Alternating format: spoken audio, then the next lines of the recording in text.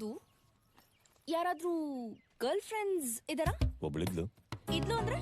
ಇದ್ಲು ಮದುವೆ ಆಯ್ತು. ಆ ಥರ ಅಂದ್ರೆ ನಂಗೊಂದ್ 10-15 ಜನ ಇದ್ರು. ಸಾರಿ, ನಾನ್ ಹಿಂದೆ ಬಿದ್ದಿದ್ರು ಅಂದೆ.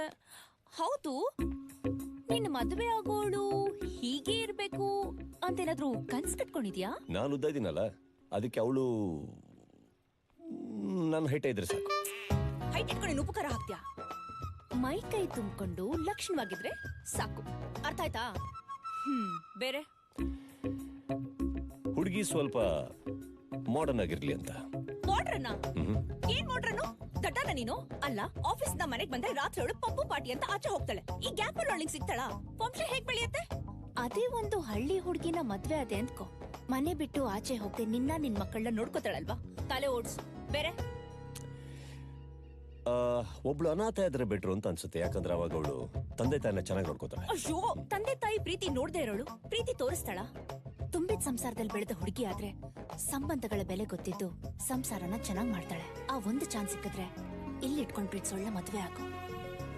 ಏನೋ